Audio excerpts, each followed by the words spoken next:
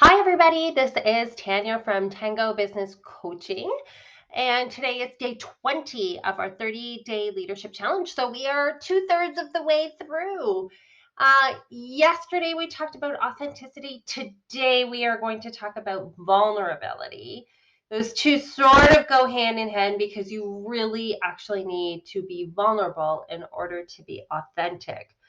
So I'm gonna geek out on you a little bit today because one of my very, very favorite researchers is Brene Brown, and she is a shame and vulnerability researcher. So she has certainly done a lot of work in this particular area and on this topic, and her Dare to Lead program is very much a program and book, by the way, set up for leaders to actually brave greatly in their leadership journey and to learn how to become vulnerable. So, anything that I talk about here today is really coming out of her work. She says that vulnerability is having the courage to show up and be seen when we have no control over the outcome. And a lot of people believe that vulnerability is a weakness. I mean, we're all raised that way, right? Like, don't be vulnerable, like, close yourself off and don't let people see what's really going on inside of there, right? But it's actually quite the opposite. If you really think about what it takes to be vulnerable, the reason most people don't do it is because it's hard. Because we might have shame, or we're ashamed to allow others to see what's going on underneath. So it takes a tremendous amount of courage to be able to allow people in. It means you have to be willing to be open and to be genuine with other people, to be available, to be all in, and then to engage with others while you're in that place. So Brene says that we must dare to show up and let ourselves be seen.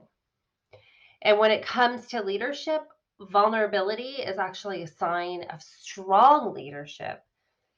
She defines it as taking action when there is uncertainty, risk, and emotional exposure.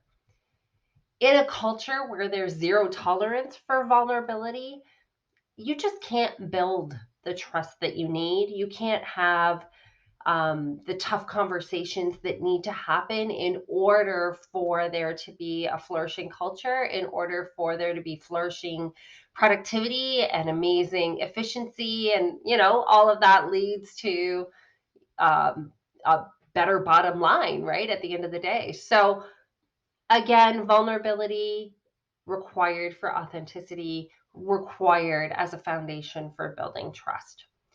So the question then is, what can you do to build more vulnerability? I would say the very, very first thing you need to do is potentially adjust your belief system. Vulnerability takes bravery. It takes a willingness to open up and engage at sometimes the toughest times.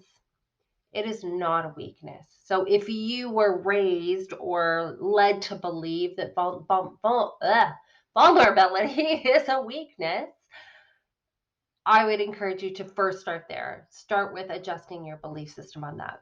Once you get past that, then there are the reasons why you're probably not being vulnerable. So acknowledge that there's going to be some kind of fear there. Maybe it's a fear of, being judged for whatever it is you're going to, talk about or want to talk about. So to try it on for size, start with something small. Start with a small story where maybe you made a mistake and, you learn from that mistake. It's not so scary of a story, but it's kind of letting people in a crack. So find a small story that isn't as scary and start with that.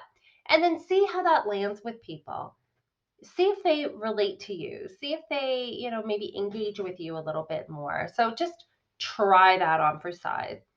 Another thing to try is when you are telling those stories to use words associated with emotion to describe exactly how you were feeling when you were going through that story. Your goal as a leader is to communicate genuinely, to be relatable to the people on your team. and to show them what you were feeling in that moment might be exactly what they are feeling. So for example, if you have a project or a deadline or something coming up and you're a bit uncertain about it, it's okay to actually say that you have some uncertainty and that you're, afraid about whatever the outcome is, or whatever obstacles might be in the way.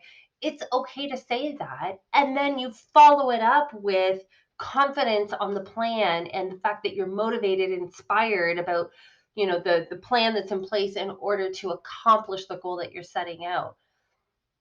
That's true leadership. So those are a few ideas on that.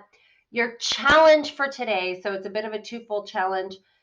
One, start with your belief system. Do you need to adjust your beliefs about vulnerability? Do you believe it's a weakness today?